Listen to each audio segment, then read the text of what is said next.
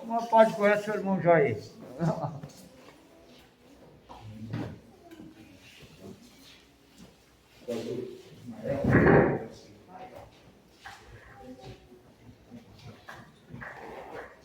Bom dia a todos. Bom dia. Prazer estar reunido com vocês. Eu confesso que eu sinto a presença de Deus nesse lugar.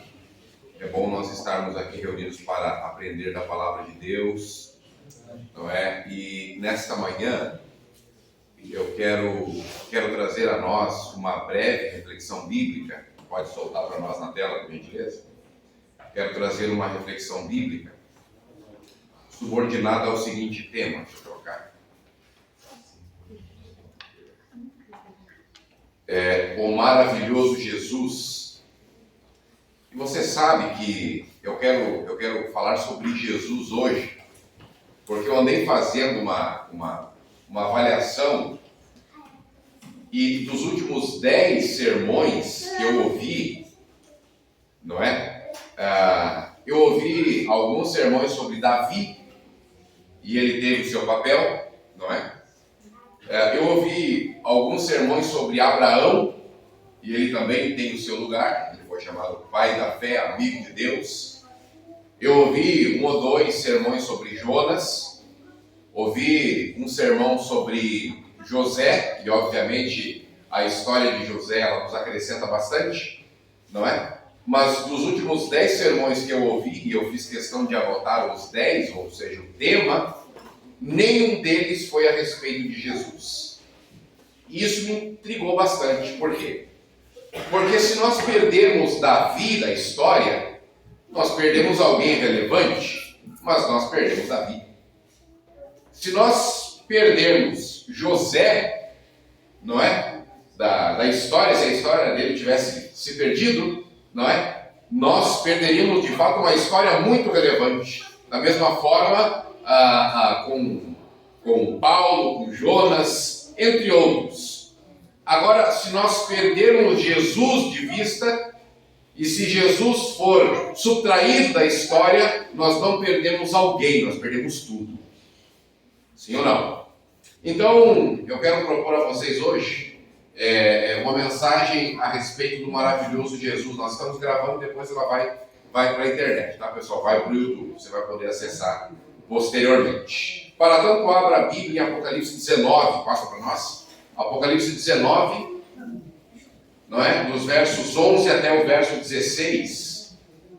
Apocalipse verso 19, do versículo 11 até o verso 16.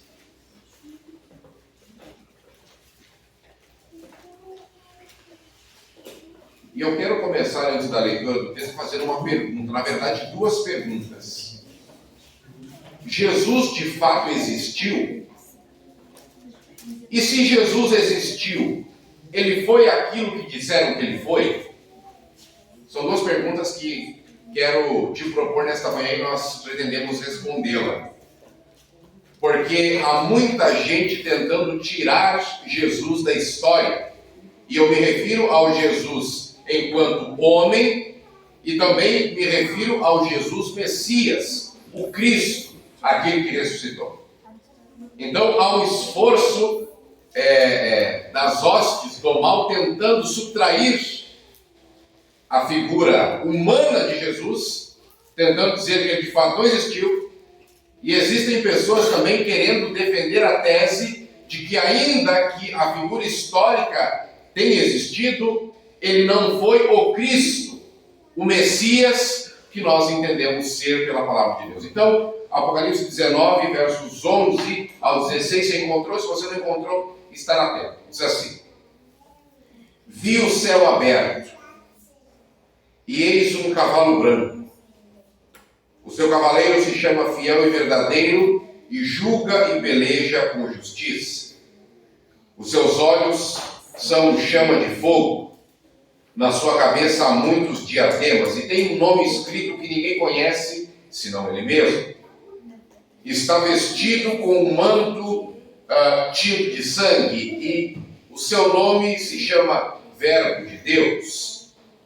e seguiam-no os exércitos que há no céu, montado em cavalos brancos, com vestiduras de linho finíssimo, branco e puro. Sai da sua boca uma espada afiada, para com ela ferir as nações, e ele mesmo as regerá com cetro de ferro. E pessoalmente, ele pisa o lagar do vinho do furor da ira do Deus Todo-Poderoso. E tem no seu manto, na sua coxa, um nome inscrito: Rei dos Reis e Senhor dos Senhores. Passa para nós o maravilhoso Jesus. Você sabe que, como eu disse a princípio, há um esforço coordenado, não é, e muito incisivo para tentar tirar Jesus de cena, tirar Jesus da história, bem como o Jesus, mas também os cristãos e a pauta que Jesus veio estabelecer aqui na terra. Não é essa a razão que o próprio Jesus Cristo falou assim: vocês, quando forem orar, devem orar pedindo: venha a nós o teu reino e seja feita a tua vontade, assim na terra como no céu. Ou seja, Deus tem como propósito, ao enviar o seu Filho Jesus, estabelecer a vontade do céu na terra. Mas, ao que me parece, há um propósito intenso de tirar Jesus e também os seus princípios, e também o seu legado, e também a sua doutrina, e também os seus ensinos do cenário da sociedade. E aí nós temos alguns eruditos. Antes eu quero fazer de novo a pergunta: Jesus de fato existiu? Você acredita, sim ou não? Sim. A pergunta é, para além de acreditar, como você prova e justifica? A segunda pergunta: ele foi mesmo aquilo que disseram que ele foi? Ou seja, o Cristo, aquele que ressuscitou mortos, aquele que fez com que o paralítico andasse, aquele que fez com que o surdo pudesse ouvir outra vez? Se ele existiu, ele foi aquilo que disseram que ele foi? Sim ou não? Sim, nós cremos, obviamente. Por isso nós estamos aqui. E a presença dele é real no nosso meio. Mas para aqueles que não creem, para aqueles que não aceitam, como nós provamos por A mais B que Jesus existiu e de fato ele foi aquilo que dizem que ele foi? Crer quando todo mundo crê é fácil. Estar no mesmo fluxo, não é? Quando todos estão indo na mesma direção, é fácil. Difícil é se contrapor. Difícil é ser antagonista. Difícil é crer quando a maioria não crê. Difícil é caminhar na direção contrária. Mas nós estamos aqui hoje para estabelecer que Jesus Cristo existiu e que ele de fato é o Messias. Amém? Então, passa para nós. Existem alguns eruditos, alguns pretensos eruditos que defendem algumas teses que se contrapõem à existência e ao Jesus Messias. Por exemplo, Joseph Atwill, ele diz que Jesus foi um mito criado pelos romanos. Na verdade, a figura histórica do Jesus pessoal, do homem Jesus, não existiu.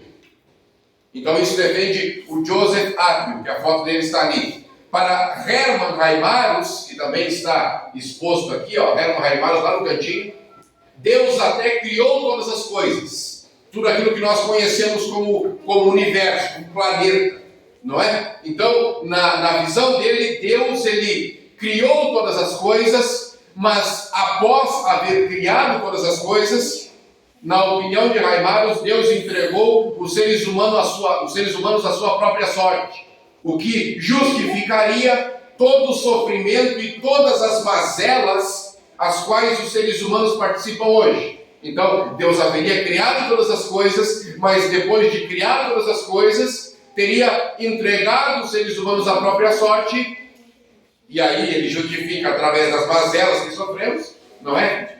E aí isto justificaria a não necessidade de um Cristo, de um Messias, de um Redentor. Então isso defende o Hermann Heimarus. Não se precisa de um Jesus, porque Deus, ao criar tudo, entregou os seres humanos às suas próprias decisões e consequências das suas decisões. Tem outro, o Auguste Comte.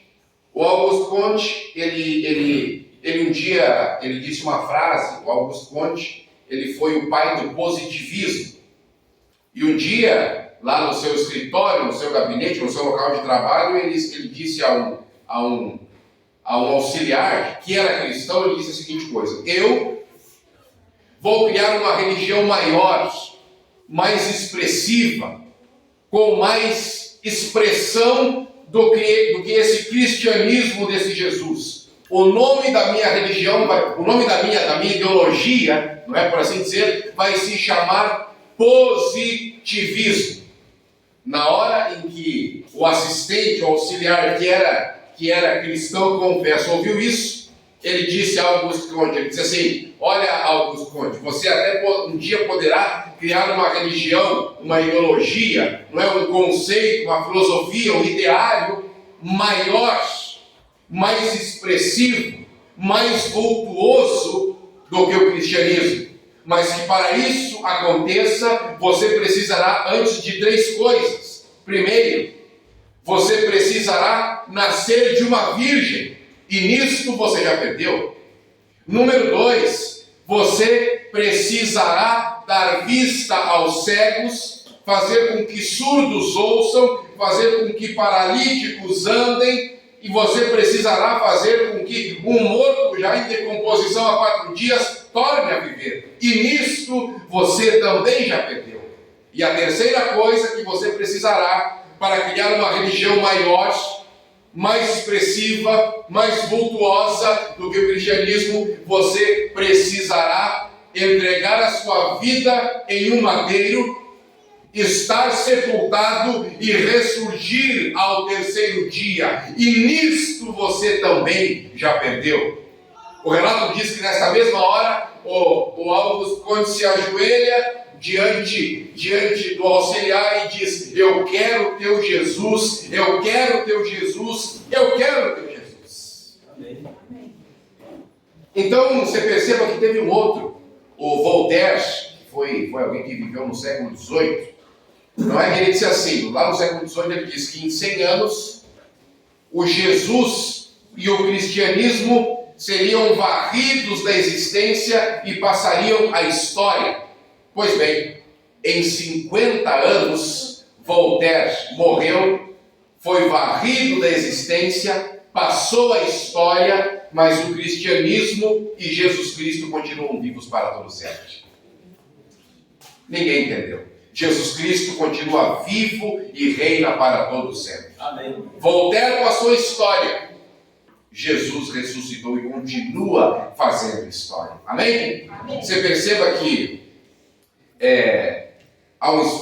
só para passar essa parte, o Rudolf Bultmann, esse senhor que está aqui bem ao canto, ele defende a seguinte ideia de que Jesus, o homem de fato existiu, andou pela terra, pelos seus dias, mas que depois de haver morrido, ele não ressuscitou.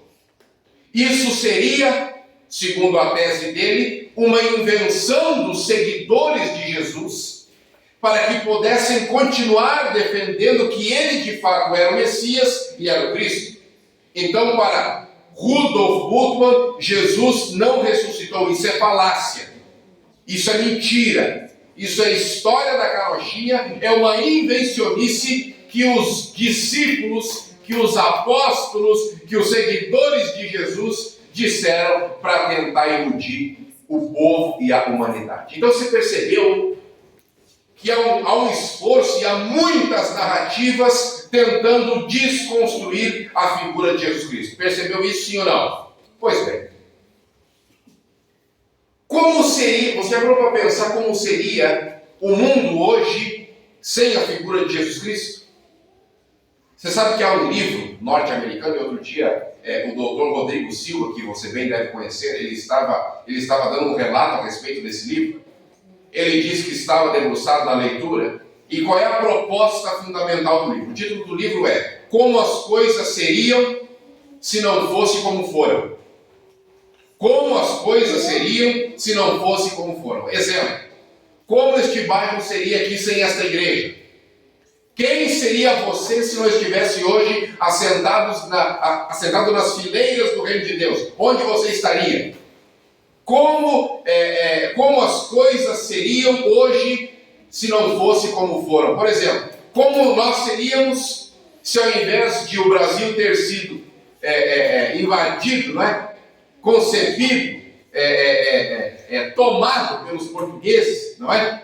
Se ao invés de o Brasil ter vindo dos portugueses, tivesse vindo dos chineses, ou quem sabe dos japoneses, todo mundo hoje teria, enfim, como as coisas seriam se não fosse como foram. E eu fiquei pensando nessa temática, porque hoje mesmo existindo a figura de Jesus Cristo já está complicado, sim ou não? Agora, você perceba, como seria, por exemplo, a noção de moralidade sexual sem Jesus Cristo? Entendendo que mesmo com Jesus estando presente, trazendo os seus valores, a coisa já está bem complicada. Já ninguém mais é de ninguém, e tudo pode. E a mais nova moda de relacionamentos hoje, estava no G1 há umas semanas atrás, é o trisal. O que é o trisal? O trisal é uma relação que não é mais homem e mulher, dois e um casamento. A possibilidade do trisal você pode ter um homem, duas mulheres, não é? Você pode ter dois homens, uma mulher, e é isso que a sociedade pós-moderna tenta trazer como normal para nós hoje. Então você perceba que as coisas estão caminhando por um caminho não muito favorável. Agora, é interessante que tem algumas contribuições que o cristianismo deu para a história, que só o cristianismo deu. Por exemplo, você sabe que a saúde pública, como nós a conhecemos, vem, não é? Vem da reforma protestante. Você já deve conhecer alguém, ou você mesmo já deve ter sido atendido numa santa casa. Já foi atendido? Você conhece os hospitais de Santa Casa? São bons hospitais. Sim ou não? São bons hospitais. Vem da reforma protestante. Você percebe que o capitalismo, como nós o conhecemos, ou seja, trabalho e remuneração, ele também se estabelece, não é? A partir do protestantismo. A pergunta que faço é: alguém aqui gosta de trabalhar e não receber? Alguém gosta de trabalhar e não receber? Pois aí tem gente defendendo aí a socialização dos meios de produção. O socialismo, o comunismo. Você está entendendo? Onde tudo é do Estado e o Estado distribui para todos como ele bem entender. Não é? Ainda que o capitalismo tenha alguns problemas, ele é a forma possível que se encontrou entre trabalho e remuneração.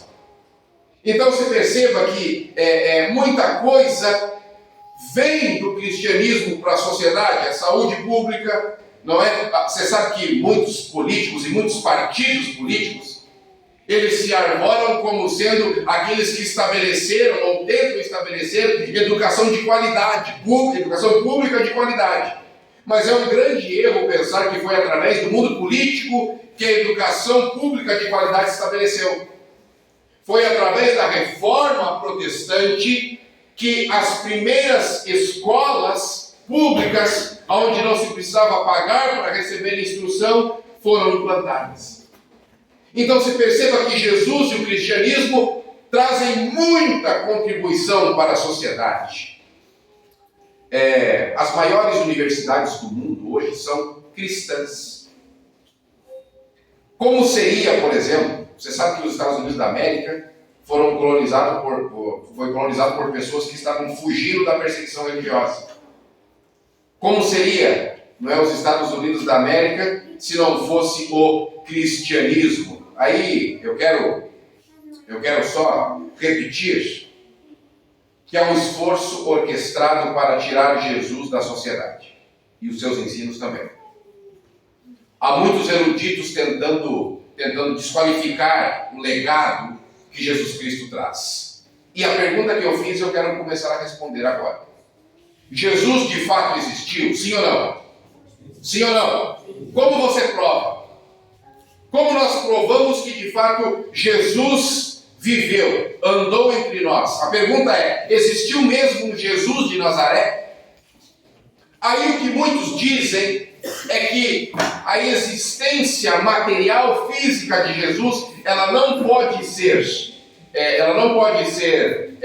comprovada, Porque não há nenhum documento da época, não é? Da época dos dias de Jesus, que referente que ele de fato existiu. Passa para nós. Não há nenhum documento da época, na visão de alguns eruditos, que validem, não é, a existência de Jesus. Ou seja, Jesus não pode ser provado porque não há nenhum documento da época que prove que ele de fato existiu. Agora, olha que argumento que não se sustenta. Quantos já ouviram falar de Sócrates? Quantos já ouviram falar de Platão? Quantos já ouviram falar de Alexandre o Grande, tá? Que aparece aí na história? Quantos já ouviram falar? E também de um faraó aí chamado Tutancâmon. Você já ouviu falar de algum desses? Pois bem, você não encontrará nenhum documento contemporâneo à época deles que referente à sua existência histórica. Nenhum. Você poderá procurar na historiografia, em qualquer lugar do ramo do conhecimento, você não encontrará nenhum documento contemporâneo à época desses senhores que referente que eles de fato existiam. Agora, com relação a Jesus, a coisa começa a ficar um pouco diferente. Flávio Josefo, que foi um judeu, que foi um historiador, que viveu, se não me engano, de 37 a 100 depois de Cristo, ele deixou um documento contemporâneo à época referendando Jesus. Olha o que Flávio, para você precisa de uma prova, né?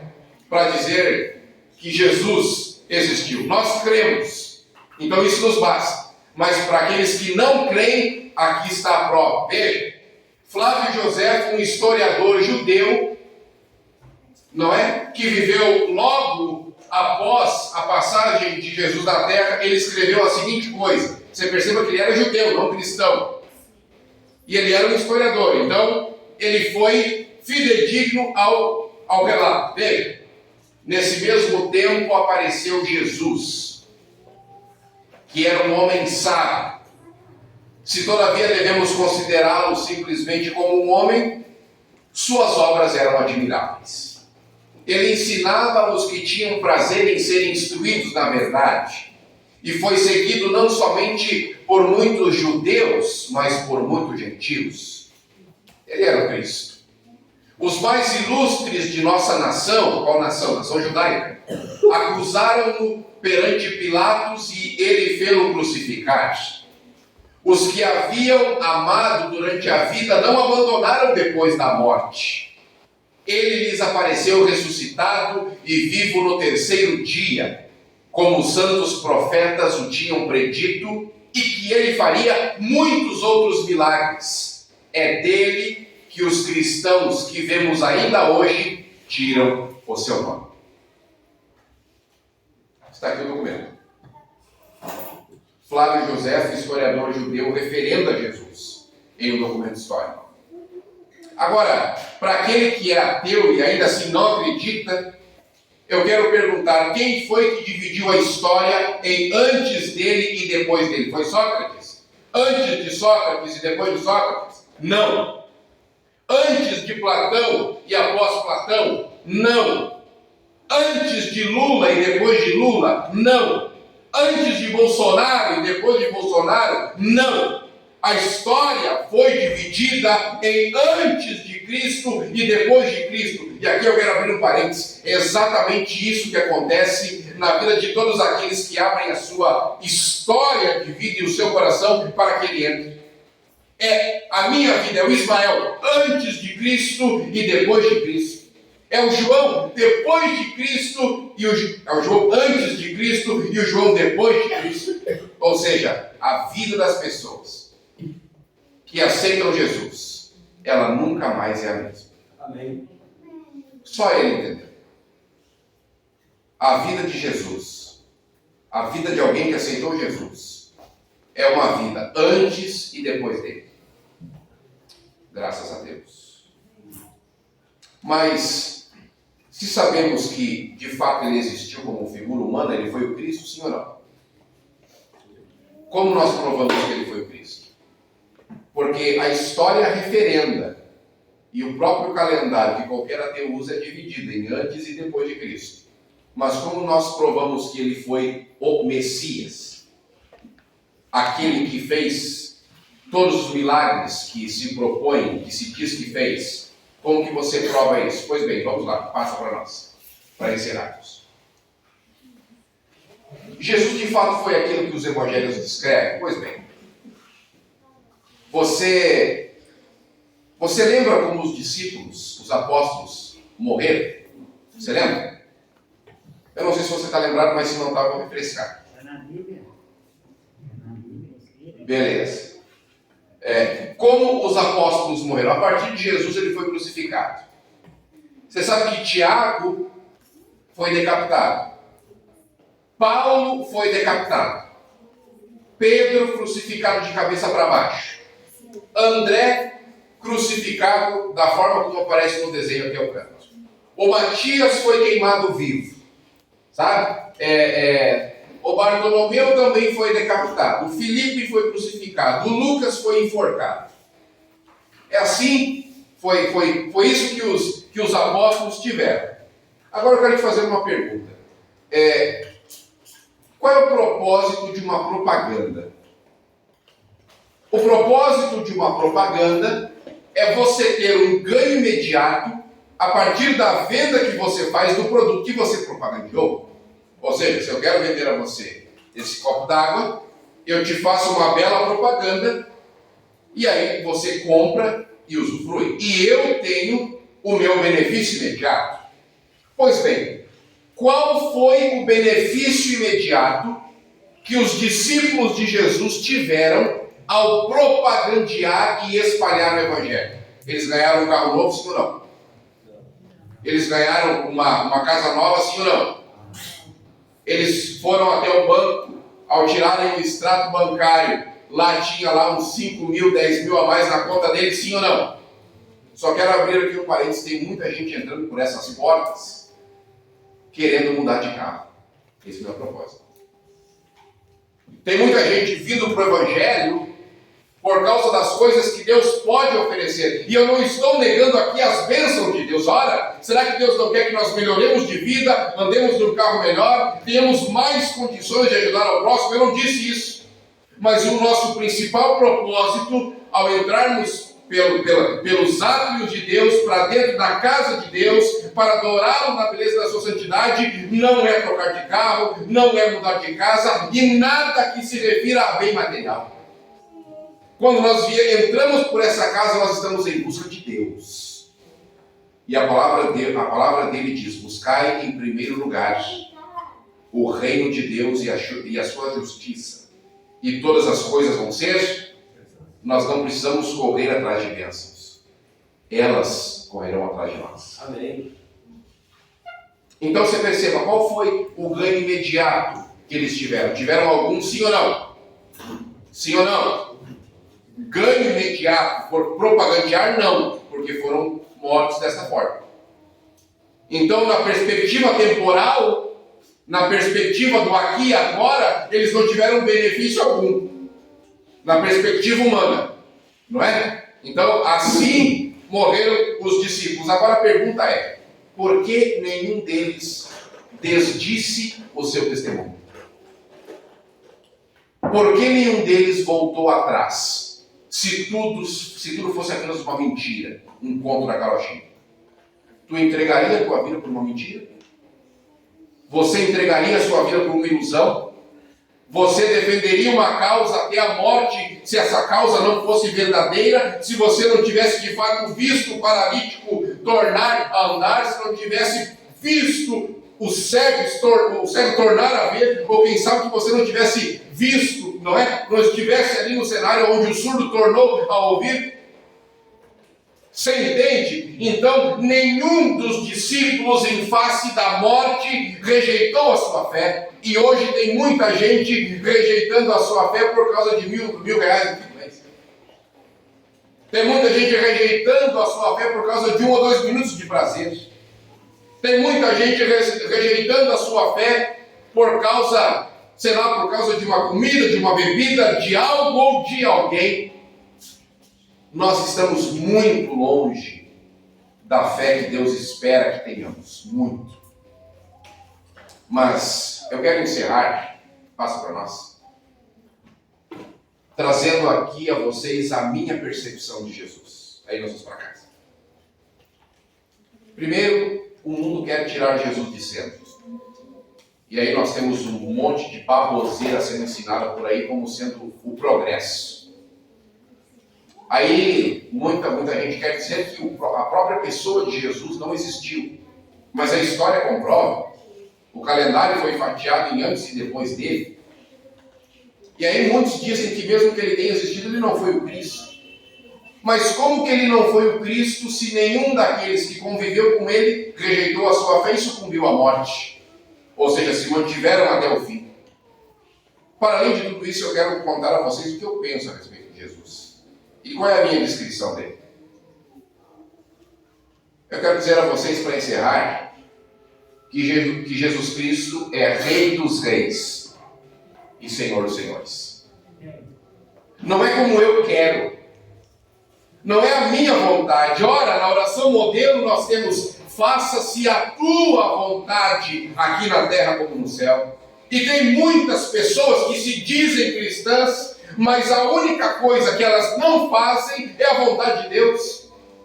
Deus diz para frente, elas querem ir para trás. Deus diz branco, elas diz preto. Deus diz homem e mulher, eles dizem homem e homem, ou mulher e mulher, e etc, etc, etc. Muitas pessoas estão enganadas em relação à sua vida cristã, porque a vida cristã autêntica e genuína é tomar esta palavra nas mãos, no coração e na mente e executar tudo aquilo que ela diz. Fora disso, não é vontade de Deus. E se nós não estamos fazendo a vontade de Deus, nós não somos súditos do seu reino. Porque aonde existe um rei, é a vontade do rei que deve prevalecer. Eu tenho orado para ser um súdito fiel deste reino. Para além de ser o nosso rei e senhor, ele é o nosso pastor. Ele cuida de mim e de você. Não existe lugar nenhum, não existe nada que tenhamos feito, não existe pecado algum que tenhamos cometido, em qualquer lugar, em qualquer tempo da nossa vida, que o nosso pastor não abandone lá as outras em segurança e não vá para nos resgatar e trazer de volta ao seu aprisco. É tempo de voltar para o pastor. E eu não estou falando de estar assentado em uma igreja, porque pode ser que tenha alguém aqui ou alguém que nos assiste, que está sentado aqui, mas está longe dos braços do pastor. Mas hoje o pastor te recebe de volta, com todos os defeitos, todas as deformidades de caráter, com tudo aquilo que não presta. Hoje o pastor te recebe no rebanho outra vez, porque ele tem cuidado de nós. Para além de ser o nosso rei, nosso pastor, ele ressuscitou e vive para todo sempre. Jesus está vivo. E não importa o que digam, e não importa uma fábula que tentem contar para desconstruir, não é? O relato, a história, o legado de Jesus, não importa. Eu creio em Jesus Cristo, que Ele ressuscitou em glória, em poder e majestade, e para encerrar, Ele voltará um dia que está muito breve, para levar-nos de volta para o lugar de onde nunca deveríamos ter saído, que é ao lado dele. Que Deus te abençoe poderosamente. Que Deus abençoe tua casa. Não permita que caçoe da tua fé. Jesus existiu como figura humana. Jesus é Deus. Ele entregou a sua vida à morte. Ele ressuscitou ao terceiro dia. E Ele em breve voltará para nos levar para um lugar onde nunca mais haverá separações, doenças, divisões, brigas, morte, nada disso. Nós estamos a caminho de casa. Vamos juntos? Fique de pé e vamos orar.